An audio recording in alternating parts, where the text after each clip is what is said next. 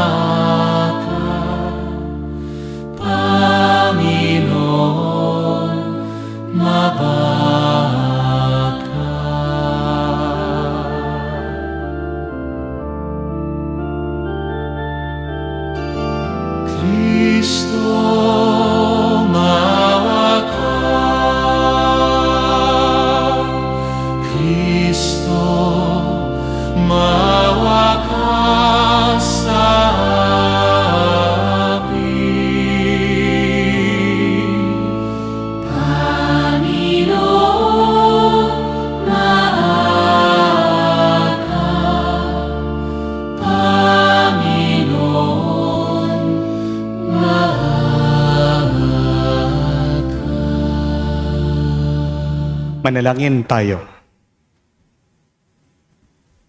Ama naming makapangyarihan, alang-alang sa dakilang pag-ibig ng iyong anak, na siyang nagbunsod upang mahalin niya ang lahat. Ano pat kusa niyang inako ang mamatay para sa sanlibutan. Kami naway masigasig na tumahak sa kanyang dinadaanan, sa iyong pag-akay at sa kanyang pamamagitan. Kasama ng Espiritu Santo, magpa sa walang hanggan. Amen.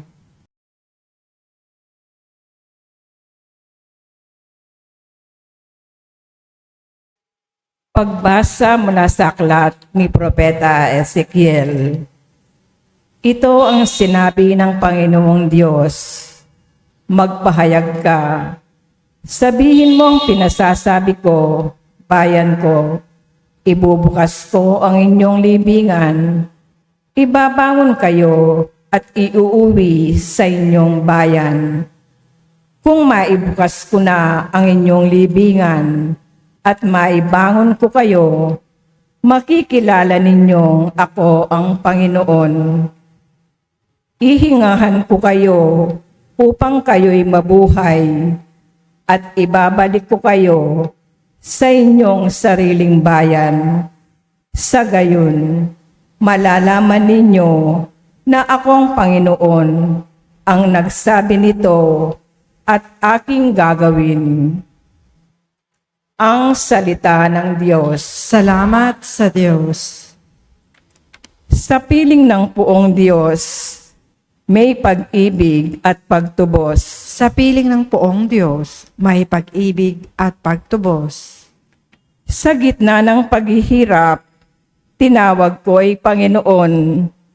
Panginoon, ako'y dinggin, pagkat ako'y tumataghoy. Dinggin mo ang pagtawag ko't paghingi ng iyong tulong. Sa piling ng poong Diyos, may pag-ibig at pagtubos. Kung ikaw ay may talaan nitong aming kasalanan, lahat kami ay tatanggap ng hatol mong nakalaan. Ngunit iyong pinatawad, kasalanan ay nilimot. Pinatawad mo nga kami upang sa'yo ay matakot. Sa piling ng poong Diyos, may pag-ibig at pagtubos. Sabik akong naghihintay sa tulong mo, Panginoon, pagkat ako'y may tiwala sa pangako mong pagtulong. Yaring aking pananabik, Panginoon, higit pa sa serenong naghihintay ng pagsapit ng umaga. Sa piling ng poong Diyos, may pag-ibig at pagtubos.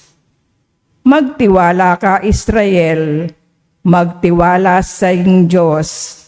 Matatag at di kukupas ang pag-ibig niyang dulot. Lagi siyang nahahandang sa sinuman ay tumubos. Ililigtas ang Israel, yaong kanyang mga hirang. Ililigtas niya sila sa kanilang kasalanan. Sa piling ng poong Diyos, may pag-ibig at pagtubos.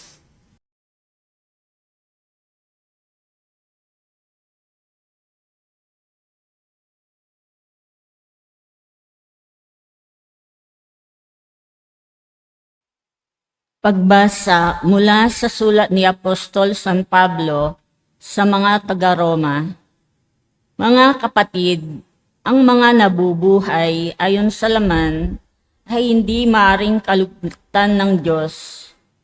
Ngunit hindi na kayo nabubuhay ayon sa laman, kundi ayon sa Espiritu. Kung talagang nananahan sa inyo ang Espiritu ng Diyos, kung ang Espiritu ni Kristo'y wala sa isang tao, hindi siya kay Kristo. Ngunit kung nasa inyo si Kristo, bagamat patay na ang iyong mga katawan dahil sa kasalanan, buhay naman ang iyong Espiritu dahil pinawalang sala na kayo. Kung nananaan sa inyo ang Espiritu ng Diyos, na siyang muling bumuhay kay Jesucristo, ang Diyos din, iyan ang magbibigay ng buhay sa inyong mga katawang mamamatay sa pamamagitan ng kanyang Espiritong nananahan sa inyo. Ang salita ng Diyos. Salamat sa Diyos. Wika mo'y aming dirinig, wika mo'y aming susundin, wika mo'y aming tututin, wika mo'y aming dirinig. Wika mo'y aming susundin. Wika mo'y aming tutupin. Pagkabuhay, ako't buhay. Nabubuhay na sinumang ako'y pinananaligan, ay di magpapanaigan ng kamatayan kailanman. Sumainyo ang Panginoon. At sumaiyo rin. Ang mabuting balita ng Panginoon ayon kay San Juan. Papuri sa iyo, Panginoon.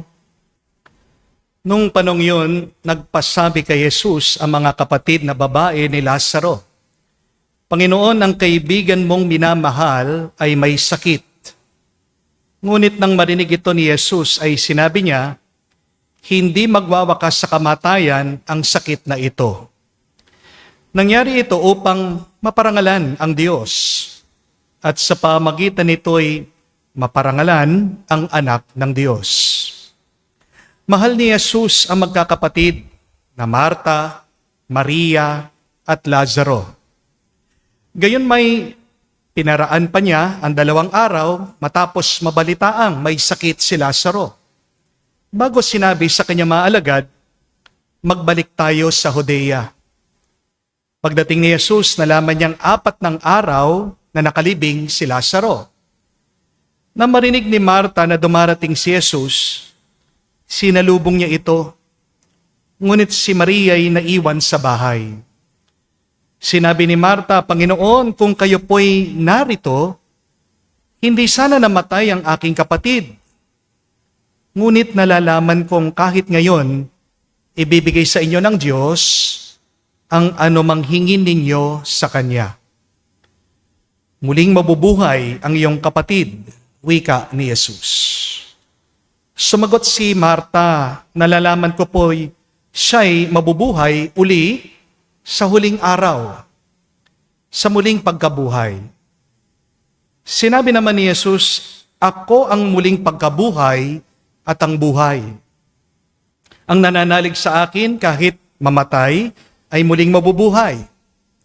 Ang sino man nabubuhay at nananalig sa akin ay hindi mamamatay kailanman. Pinaniniwalaan mo ba ito?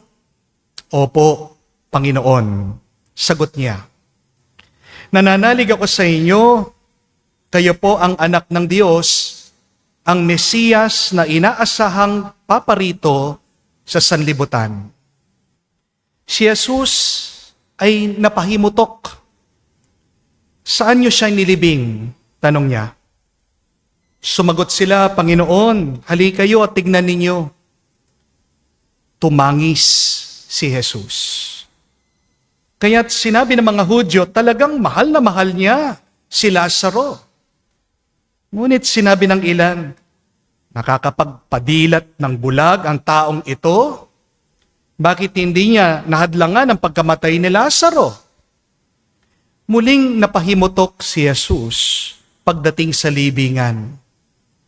Ito'y yungib na natatakpan ng isang bato.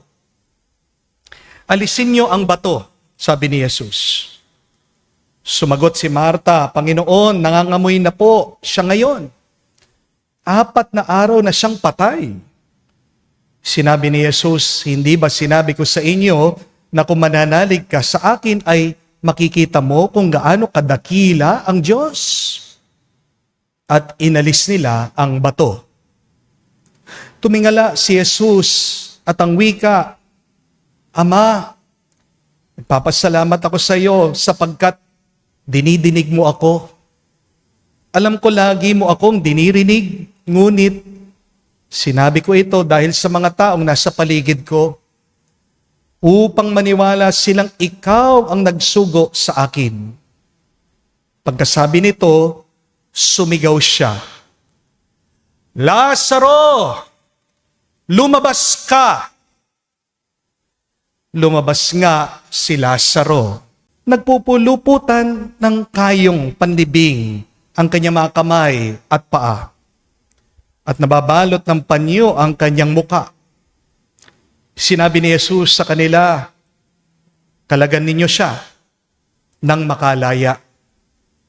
Marami sa mga Hudyong dumalaw kay Maria ang nakakita sa ginawa ni Jesus. Marami sa mga Hudyong dumalo kay Maria ang nakakita sa ginawa ni Jesus at nanalig sa Kanya.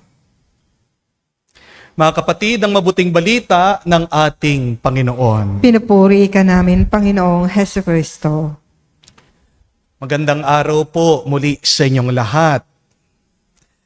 At gusto ko pong magpasalamat sa inyong lahat na kahit na pagkamahal-mahal na po ng gasolina at diesel, kayo po ay nag-effort, nagsakripisyo at gumastos para lang kayo ay makapunta, makabisita dito sa aming parokya. Palakpakan po natin ang bawat isa dito. God is good. Sobra-sobra. Dahil po tumataas na ang gasolina, ang balita po, ang paniningil po sa jeep, base na daw po sa bigat by weight. No? Kaya kung mas mataba ka, kawawa ka. Di po ba? Diet po ng konti. Amen? Anyway, patuloy po nating pagdasal ang ating mga kapatid na nasa ibang bansa, naway sila'y manatiling ligtas at ilayo sila ng Diyos sa anuman pong kapahamakan nitong nagpapatuloy na gera. At pagdasal din po natin, naway matapos na po ang gera para matapos na rin po ang kamatayan ng mga inosenteng tao. Dahil po sa gerang ito, di lang naman po ang mga tao sa Middle East ang naghihirapan, tayo ding lahat, lalong-lalo na ang mga nahihirapan, ang mga walang pera. Di po ba? Makapangyarihan po kapag nagkakaisa tayo sa panalangin. Amen? Meron pong isang kwento tungkol po kay Donald Trump, ang presidente po ng Amerika. Nang minsan daw po, pinadala ng Diyos ang anghel ng kamatayan sa kanya. Kumatok daw po ang anghel ng kamatayan, the angel of death, sa White House. Binuksan daw po ni Donald Trump ang pinto at siya'y nabigla dahil nandun daw po ang anghel, may dalang black na libro at meron po siyang sight o kulawit. At sabi po nitong anghel, Donald Trump, panahon mo na. Marami ka ng kasalanan na ginagawa dito sa mundo. Pinapakuha ka na ng Diyos. Tara na! Nagmamakaawa daw po si Donald Trump. Sabi niya, please, not now, please. I have a lot of things to do. Hindi pa tapos yung gera sa Iran, di pa kami nananalo. Tinutulungan ko pa ang Ukraine. Pinapalibutan na ang Taiwan. Paano na lang ang mundo kapag wala ako? May kayabangan pa rin po, no? At sabi po nitong anghel kay Donald Trump, binuksan niya yung kanyang libro. Ikaw na yung nakasunod, oh. Nakasulat na yung pangalan mo. This is the book of death. At nakalista na, sunod-sunod, kung sino yung kukunin ko. Ayan, oh, Donald Trump. Ikaw na. Sabi daw po ni Donald Trump, sandali. Pasok ka muna dito sa White House. Papakainin kita ng pinakamasarap na pagkain, steak. Pagkatapos magkape ka muna. Pumayag daw po yung anghel, no? Kumain siya, uminom siya ng kape. Kaya lang, ang hindi po sinasabi ni Donald Trump, pinalagyan daw po niya ng pampatulog, yung pong inumin nitong anghel. At pagkatapos po na mabusog nitong anghel at makainom, knock-out siya. Mahimbing yung kanyang tulog. At habang natutulog daw po yung anghel, kinuha daw po ni Donald Trump yung Book of Death. Binuksan. Nandun nga yung pangalan niya. Alam niyo yung ginawa niya? Binura niya yung pangalan niya. Pero, binuksan niya doon sa pinakahuli, nilagay ba naman yung pangalan niya doon sa last page? Donald Trump. At pagkagising po nitong anghel, tuwang-tuwa daw po siya. Sabi, Mr. President, salamat. First time sa aking buhay na ako'y nakatulog, nakapag-relax, nakapagpahinga. Very stressful itong aking trabaho na kumukuha ng mga kaluluwa. Ang dami mga nagmamakaawa sa akin. Ang bait mo pala. Iba pala yung sinasabi ng mga tao. Talagang mabuti ka pala sa personal. At dahil mabuti ka, I will spare you. Di mo na kita kukunin. Uumpisan ko na lang doon sa pinakahuli dito sa libro, sabi niya. Sino ba yung nandito pagkabukas? Donald Trump. patay, wala pa rin siyang ligtas. May napakaganda pong kasabihan. And the saying goes like this: death respects no one. Death respects no one. Ibig sabihin, lahat mamamatay. Mayaman ka man, matalino ka man, makapangyarihan ka, sikat ka, kahit sino ka pa, mamamatay ka rin. Wala makakaligtas sa kamatayan. Tignan nyo nga po sa ating ebanghelyo, mismong minamahal na kaibigan ng ating Panginoong Hesukristo, si Lazaro, kinuha daw siya ng kamatayan. Walang pinipili ang kamatayan. Kinukuha niya ang lahat. Pero meron pong dalawang klase ng kamatayan. The first kind of death is physical. May parte po ng ating mga katawan, baka hindi niyo po alam, araw-araw namamatay at wala tayong magagawa. Namamatay yung buhok mo, kaya nalalagas ito. Di po ba? Namamatay ang balat mo. Ang tanda dyan, ebidensya, yung dandruff mo. No? Namamatay yung ovaries sa babae. Kaya sila'y nagdurugo, kaya meron po silang dalaw. Di po ba? Bago man mamatay, lubusan ang tao sa kanyang pangangatawan, paunti-unti na itong nawawala. Paunti-unti na itong lumilisan. But the second kind of death is spiritual. Sa unang kamatayan, nahihiwalay po ang katawan sa kaluluwa. Pero ang pangalawang klase ng kamatayan, ito yung mas nakakatakot. Bakit? Because spiritual death separates us from God. Ang kamatayan ng kaluluwa, hinihiwalay niya ang tao sa naglikha sa kanya sa Diyos. At ano po ang turo ni San Pablo sa atin? Anong sinulat niya? Ang kabayaran ng kasalanan ay kamatayan. Kapag nagkakasala ka, namamatay ang kaluluwa mo. Opo, malungkot ang mamatayan. Pero mas nakakalungkot kapag patay ang kaluluwa mo. Kasi ang patay na kaluluwa, walang kapayapaan. Wala itong direksyon, wala itong tuwa, saya. Kapag namatay na ang tao, wala na. Kahit na anong gawin mo, hindi mo na maibabalik ang buhay ng tao. Amen? Kahit na magbayad ka sa pinakamagaling na doktor, kahit na magmakaawa ka sa pinakamahal na hospital, kahit na manikluhod ka at makiusap ka sa Diyos. Kapag wala na ang tao, wala na ito. Kapag patay na ang tao, patay na siya. Pero ito po ang mabuting balita. Kung ang namatay sa physical niyang pangangatawan, hindi na natin kayang buhayin. May pag-asa pa rin para sa taong namatay ang kanyang kaluluwa. Dahil habang may hininga ka, may pag-asa ka. Amen? Habang may puso, pwede pa rin itong magbalik loob sa Diyos. At ito po ang pinapaalala sa atin ng Ebanghelyo ngayon. Sabi po sa mabuting balita, 4 araw patay si Lazaro. Anong ibig sabihin? Nalusaw na, irreversible na yung kanyang kamatayan. Hindi mo na maibabalik itong taong ito. Pero kahit na bulok na sa kamatayan si Lazaro, binuhay pa rin siya ng Panginoong Hesukristo. Si Lazaro po ang simbolo ng tao na matagal nang patay sa kasalanan. Siyang simbolo ng puso na matagal nang nanlamig. Siya ang simbolo ng buhay na parang wala nang pag-asa. Pero ito po ang tandaan niyo, mga kapatid. Kung kayang buhayin ni Jesus ang 4 araw na patay, kayang-kaya niyang buhayin ang pusong makasalanan na matagal nang patay. At meron pong 3 ginawa ang ating Panginoong Hesukristo para mabuhay yung patay na kaluluwa. At maaari din po nating gawin ito para mabuhay, para maibalik yung taong patay na sa kanyang pagmamahal, sa kanyang kabutihan. Una, tumangis daw si Jesus.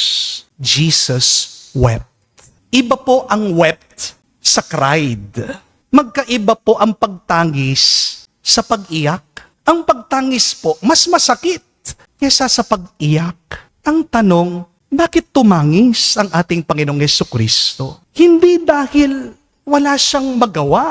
Hindi dahil natalo siya sa kamatayan. Tumangis ang ating Panginoon dahil may puso siya, dahil mahal na mahal niya si Lazaro. Remember, you only weep for people you care for. Amen? You only really cry for people that you truly love. Amen? Kapag hindi mo iniiyakan yung pamilya mo, hindi mo sila mahal. Di po ba? Kaya iniiyakan mo yung pinag-aaralan mo kasi mahalaga sa iyo ang iyong ginagawa, ang iyong pangarap. Di po ba? Mga kapatid, ang unang hakbang para mabuhay ang patay na kaluluwa ay kailangan may lumuha para sa kanya. May nabasa po akong isang article sa dyaryo minsan. Nagkukwento po itong isang Koreano. Baka hindi niyo po alam ito. Nung unang panahon po pala, ang bansang Korea, mahirap din kamukha po natin dito sa Pilipinas. Para lang daw po mabuhay yung mga Koreano nung unang panahon, kailangan daw po nilang mangibang bansa. Pupunta po sila sa ibang bansa para makipagtrabaho. Yung po mga ibang Koreans, pumupunta sa Japan, nagme-maid sila. Kaya nga po, baka hindi nyo alam ito, mababa ang tingin ng mga Hapon sa mga Koreano. Dahil mahirap po talaga sila.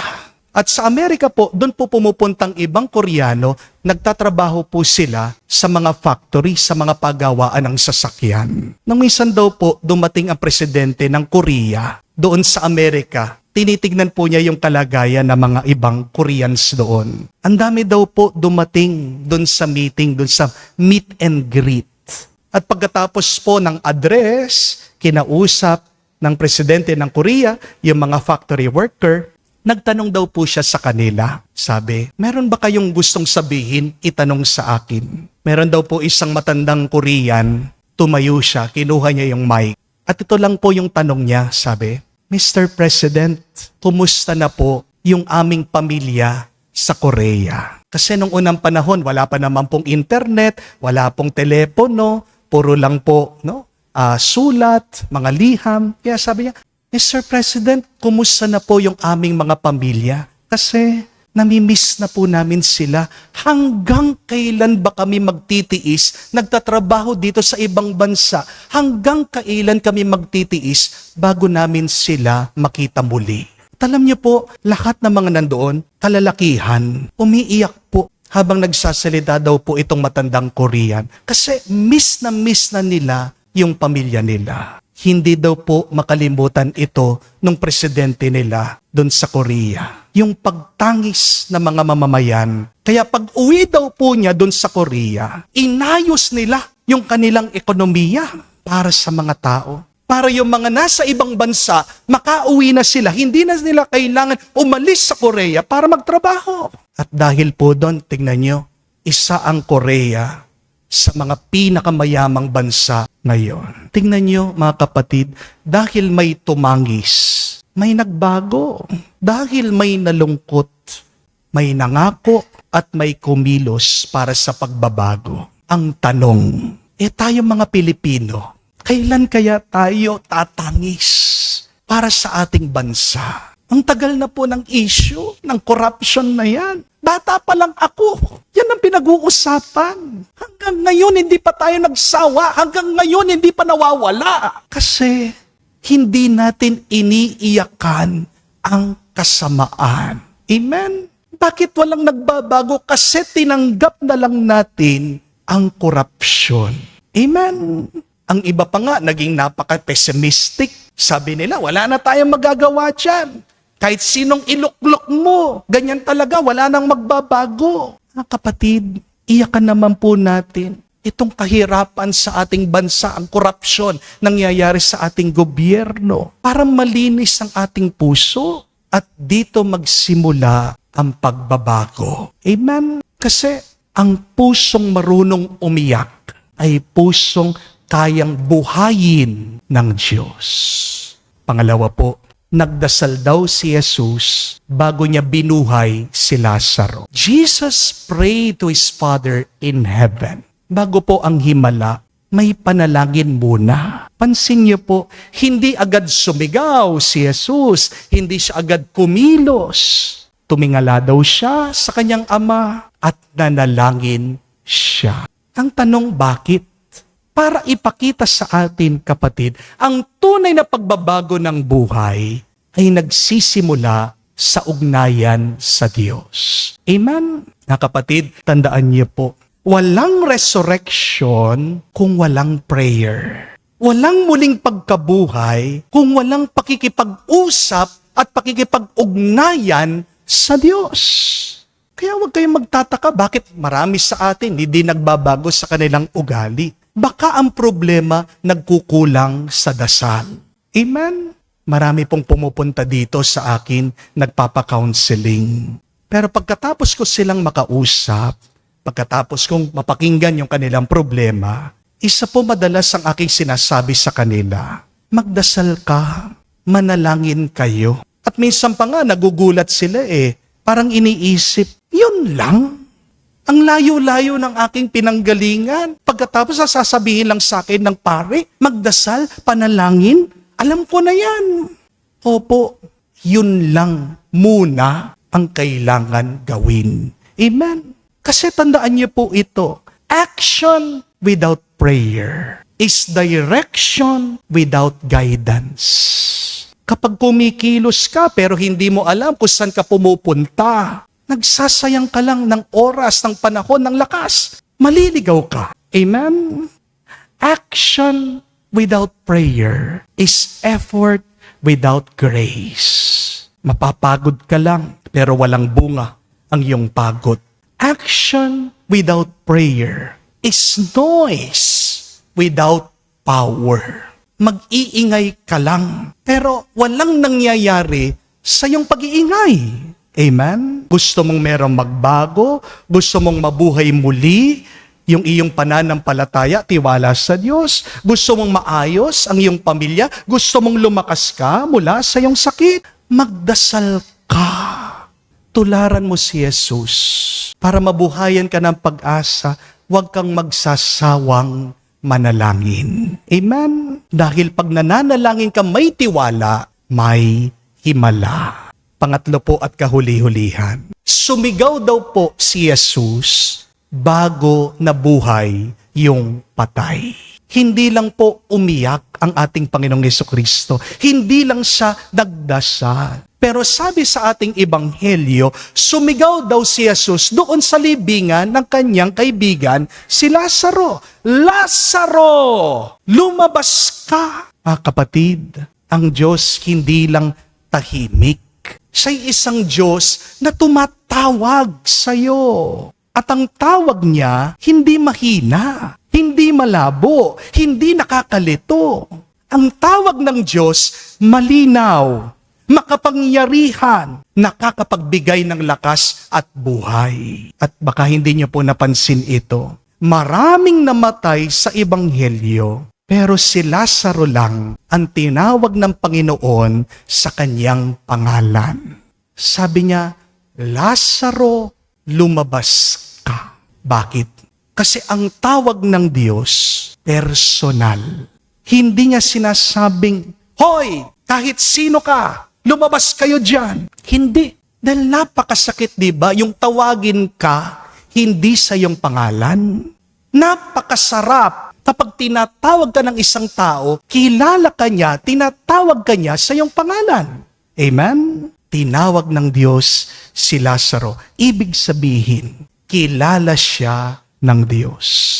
Alam niya ang pangalan niya at alam din ng Diyos ang pangalan mo. Alam ng Panginoon ang pinagdadaanan mo. Alam din ng Diyos kung saan ka nakalibing. Nakalibing ka man sa sakit, sa bisyo, sa iyong galit, sa iyong pag-aalala, diyan ka tinatawag ni Jesus. Sinasabi niya, anak, lumabas ka. Maganda pong isipin, no? Imaginein, palitan mo kaya yung pangalan ni Lazaro doon sa pangalan mo.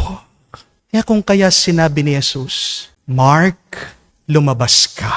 Maria, lumabas ka. John, lumabas ka. Joy, tara na, lumabas ka. Ang tanong, ano kaya mararamdaman mo? Hindi ka ba mangingilabot? Hindi ka ba mabubuhayan ng loob?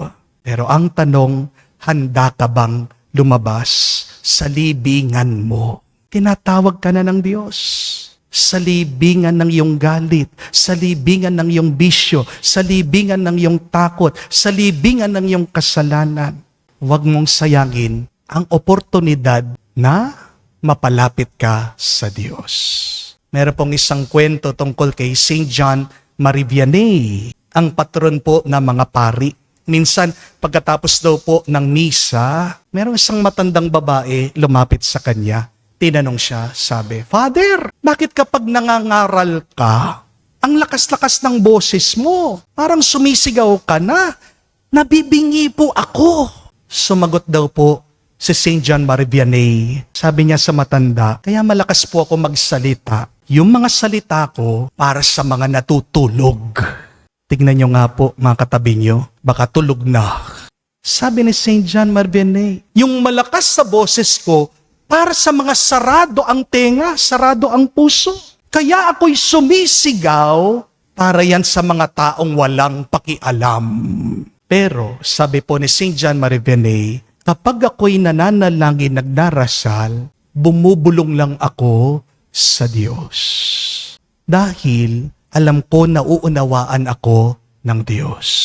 Mga kapatid, huwag kang magagalit kung sinisigawan ka man ng Diyos. Kasi yung pagsigaw niya, para sa'yo yan. Gusto kanyang manatiling ligtas. Amen? Kung paano ikaw nakita mo yung bahay ng kapitbahay mo nasusunog, di ba? Sisigaw ka din.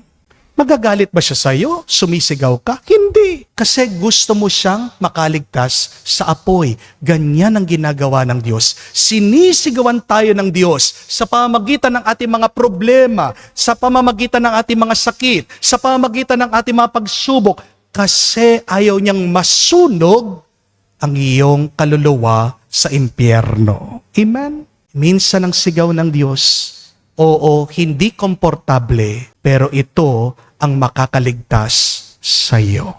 Kapatid, pasalamat tayo sa Diyos sa kanyang pagmamahal. Kasi kahit na walang-wala na, imposible, gagawa pa rin ng paraan ang Diyos para buhayin tayo, para iligtas tayo. Harinawa, tumangis din tayo, magdasal tayo araw-araw at pakinggan natin ang sigaw ng Diyos para muli tayong mabuhay at makasama natin ang ating Diyos sa buhay magpa sa walang hanggan.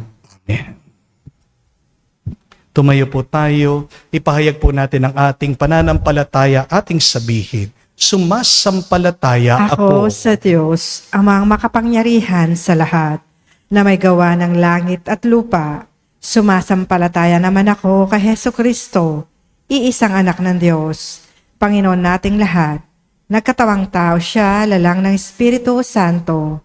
Ipinanganak ni Santa Mariang Birhen, pinagpakasakit ni Poncio Pilato, ipinako sa krus, namatay, inilibing, nanaog sa kinaroroonan ng mga yumao, nang may ikatlong araw na buhay na maguli, umakyat sa langit, nalukulok sa kanan ng Diyos, amang makapangyarihan sa lahat. Doon magmumulat pariritot, maghuhukom sa mga nabubuhay at nangamatay na tao. Sumasampalataya naman ako sa Diyos, Espiritu Santo, sa banal ng simbahan katolika, sa kasamahan ng mga banal, sa kapatawaran ng mga kasalanan, sa pagkabuhay na muli ng mga nangamatay na tao, at sa buhay na walang hanggan. Amen. Nananalig sa kapangyarihan ng Panginoon na magbibigay buhay, iharap natin sa Kanya ang ating mga panalangin para sa pangangailangan ng lahat ng tao at sa ating sarili. Ating itugon, Panginoon, dinggin mo kami. Panginoon, dinggin mo kami. Naway laging palakasin ng banal na Espiritu ang simbahan at mahilom ang mga maraming sugat niya dahil sa ating pagkakasala, manalangin tayo. Panginoon, dinggin mo kami.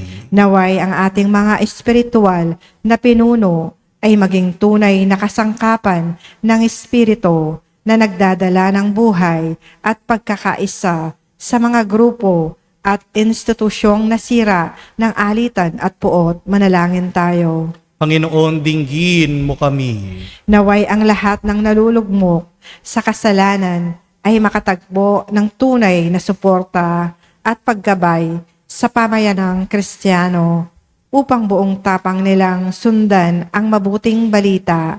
Manalangin tayo. Panginoon, dinggin mo kami. Sa katahimikan po ng ating puso, sabihin natin ngayon sa Diyos ang ating mga personal na pangangailangan. Panginoong Diyos, sa iyo naming inihahain ang mga sugat ng aming nakaraang pagkatalo.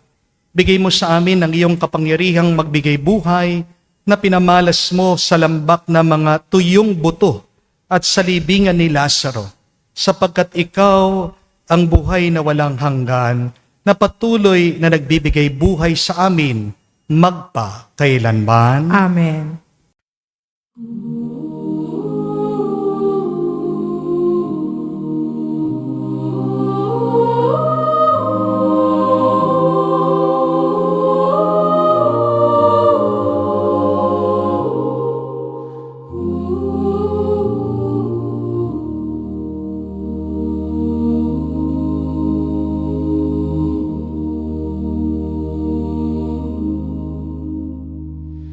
Handog ko, Diyos ko, tanggapin mo na.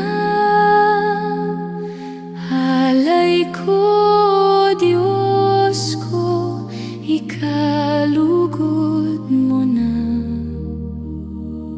Nagsising puso, nagpapakumbaba. Ikatuano sana kami patawarin na.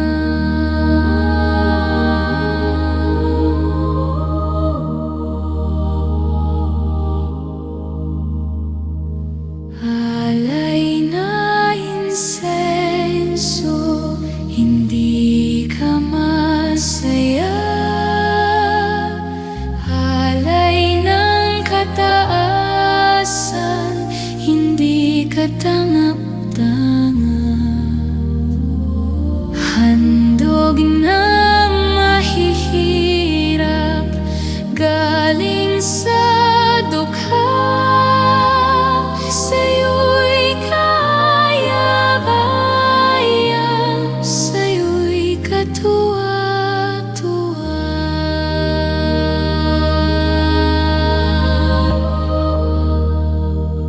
Manalangin kayo mga kapatid, para ang ating mga paghahain ay kalugdan ng Diyos amang makapangyarihan. Tanggapin nawa ng Panginoon itong paghahain sa iyong mga kamay, sa kapurihan niya at karangalan, at sa ating kapakinabangan at sa buong sambayanan niyang banal. Ama naming lumikha, kami dumadalangin ang mga pinagsasaloob mo na mga nilalaman ng pananampalatayang Kristiyano ay iyong gawing dalisay.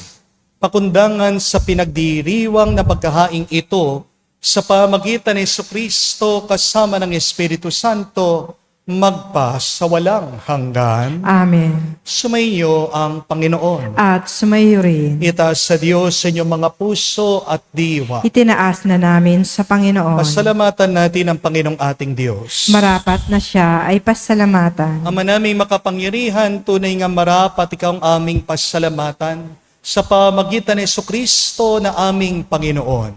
Siya'y di naiiba sa amin, kaya't siya'y nagdadalamhati rin sa pagpanaw ni Lazarong kaibigang giliw. Siya'y di na naiiba sa iyo, kaya't taglay ang kapangyarihan mo.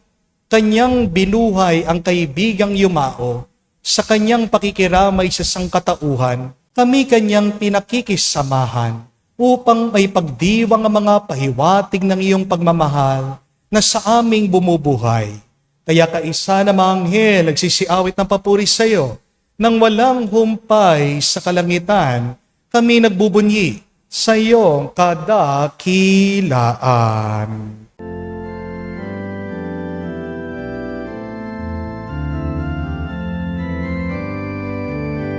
Santo, Santo, Santo, Panginoon Diyos ng mga hukbo, napupuno ang langit at lupa ng kadakilaan mo.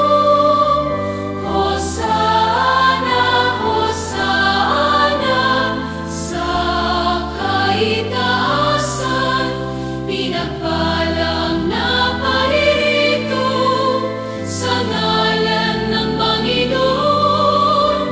Hosana, Hosana, sa kaitaasan. Hosana, Hosana, sa kaitaasan.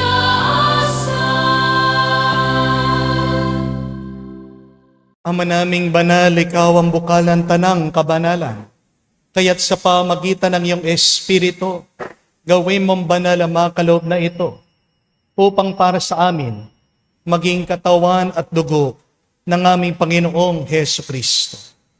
Bago niya pinagtiis ang kusang loob na maging handog, hinawakan niyang tinapay, pinasalamatan kanya. Pinaghati-hati niya iyon, inabot sa kanyang malagad at sinabi, tanggapin ninyong lahat ito at kanin.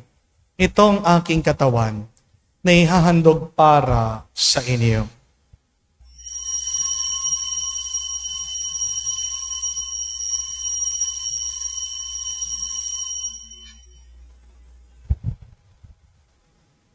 Gayon din naman na matapos ang hapunan, hinawakan niyang kalis. Muli kanyang pinasalamatan. Nabot niyang kalis sa kanyang malagad at sinabi, tanggapin ninyong lahat ito at inumin. Ito ang kalis ng aking dugo, ng bago at walang hanggang tipan. Ang aking dugo na ibubuhos para sa inyo at para sa lahat, sa ipagpapatawad ng mga kasalanan. Gawin ninyo ito sa pag-alaala sa akin.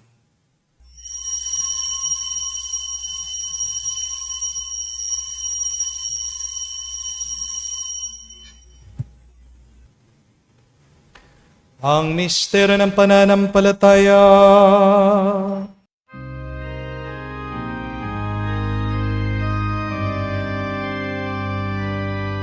Si Kristo'y namatay, si Kristo ay nabuhay, si Kristo'y babalik sa wakas ng panahon.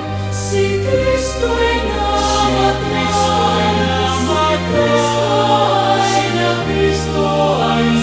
Kristo'y babalik sa wakas ng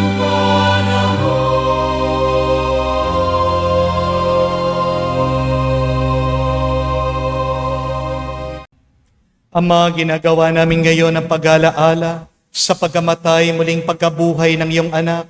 Kaya tinialay namin sa iyo ang tinapay nagbibigay buhay at ang kalis na nagkakaloob ng kaligtasan. Kami nagpapasalamat dahil kami iyong minarapat na tumayo sa harap mo para maglingkod sa iyo. Sinasamo namin kami magsalo-salo sa katawan at dugo ni Kristo ay mabuklod sa pagkakaisa sa pamagitan ng Espiritu Santo. Ama, lingapin mong iyong simbahan, laganap sa buong daigdig.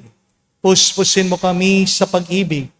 Kaisa ni Leon, ang aming Santo Papa, si Florentino, aming Arsobispo ng Tanang Kaparian. Alalahanin mo rin ang aming mga kapatid na nahimlay. May pag-asang sila'y muling mabubuhay. Gayon din naman lahat ng mga pumanaw. Kawan mo't sila't patuloyin sa iyong kaliwanagan.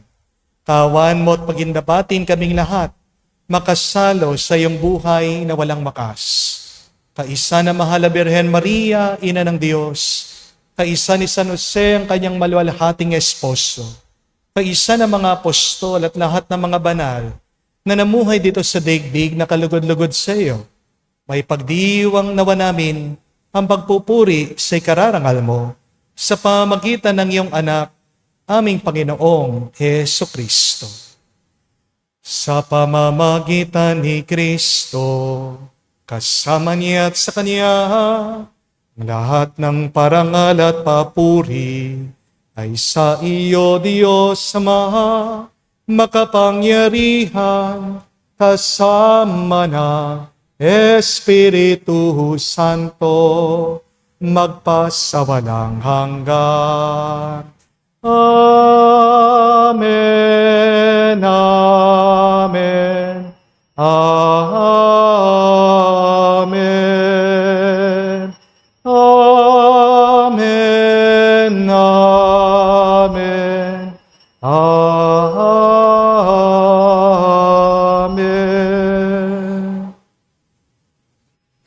Sa nakagaling na utos sa turo ni Jesus sa Panginoon natin at Diyos, ipahayag natin ang lakas, loob.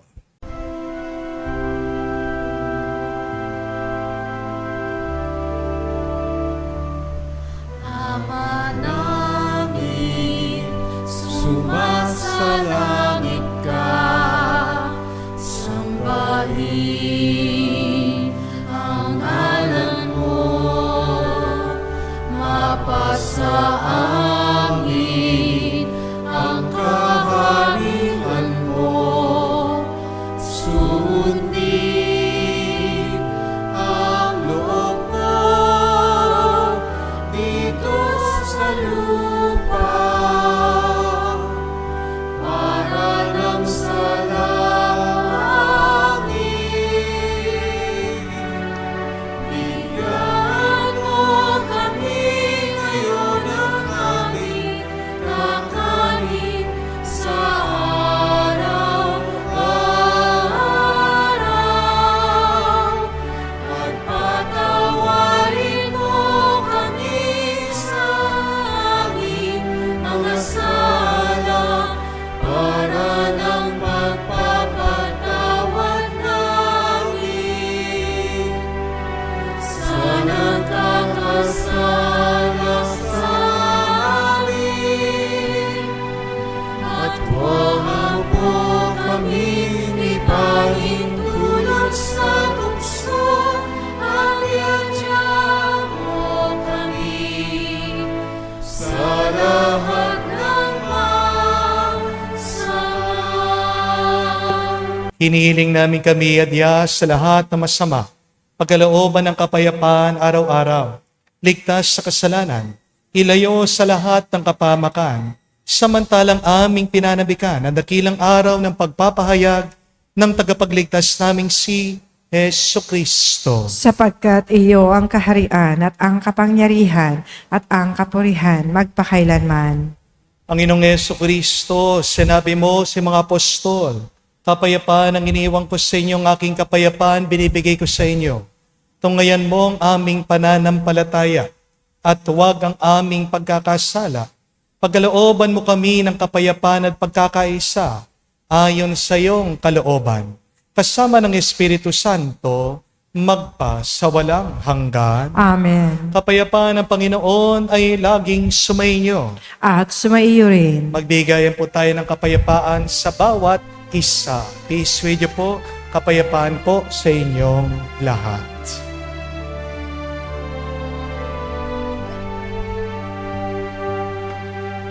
Kordero ng Diyos na nag-aalis ng mga kasalanan ng sanlibutan, maawa ka sa amin, maawa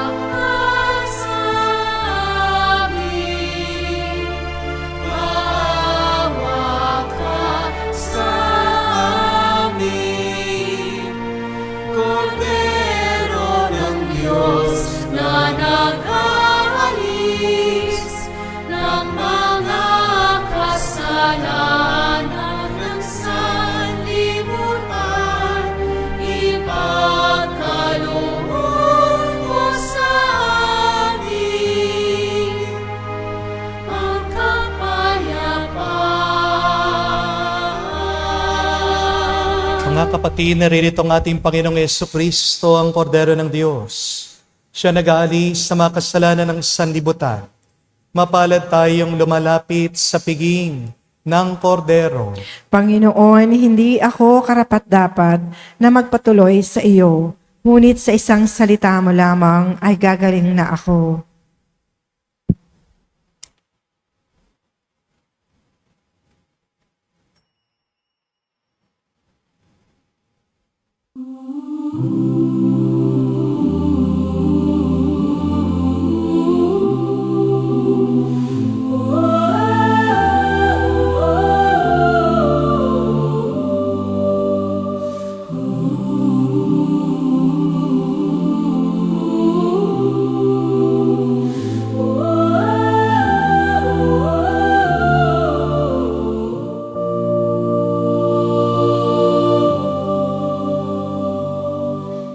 Tanging hiling ko sa'yo, Panginoon, tinig mo marinig ko ngayon sa buhay ko. Uhaw ang aking puso sa pag-ibig kalinga mo. Awa mo't biyaya, padama mo, O Diyos.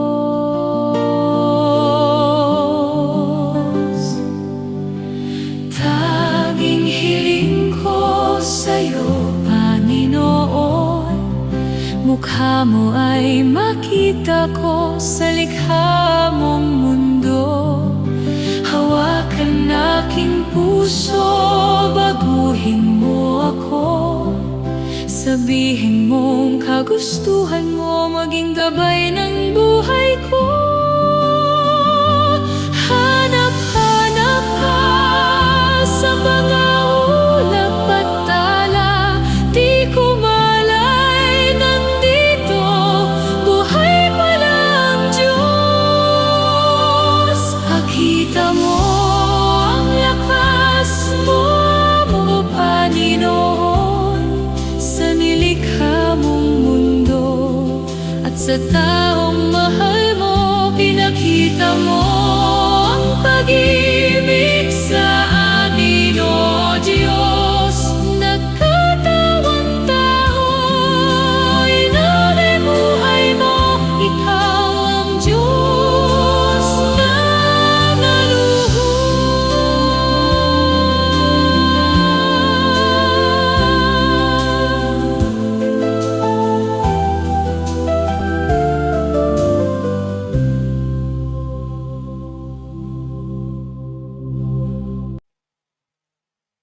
Inanyayahan ko po kayong lumuhod para sa panalangin para sa mga may sakit.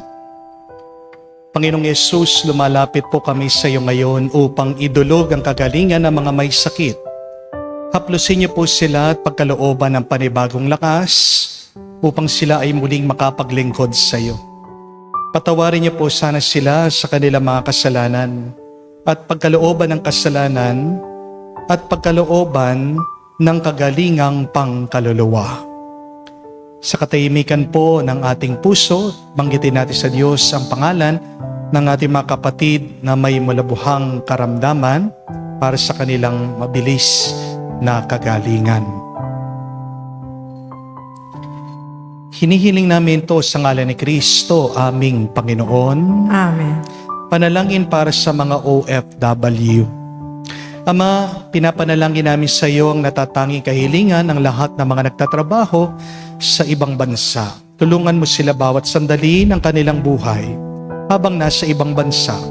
Palakasin mo sila kapag pinanghihinaan sila ng kalooban. Pagalingin mo sila tuwing nagkakasakit. Aliwin mo sila kapag nalulungkot sila. Ilayo mo sila sa namang masama at kapahamakan upang magpatuloy sila lagi sa kanilang buhay. Mapahalaga nawa ng kanilang mga pamilya ang bawat sakripisyo nila sa ibang bansa upang wag masayang kanilang pagpapagal, kaawaan at pagkalooban mo ng biyaya ang lahat ng mga OFW. Dahil sa iyo lamang aasa at wala nang iba pa. Ang lahat ng ito ay aming sama-samang panalangin sa ngalan ni Jesus.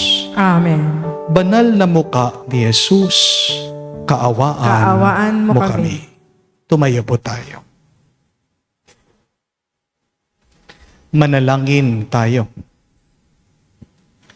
Ama namin mapagmahal, kaming nakikinabang sa katawan at dugo ng iyong anak, ay mapabilang nawalagi sa mga kaanib niya sa namamagitan kasama ng Espiritu Santo, magpa sa walang hanggan. Amen.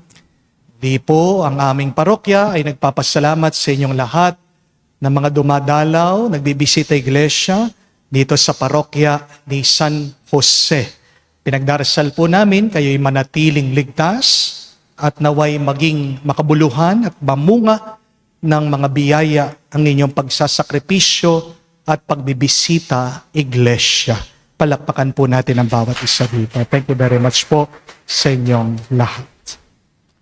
Totoo naman na nakakasawa na sabihan ang isang tao paulit-ulit sa kanyang kasalanan.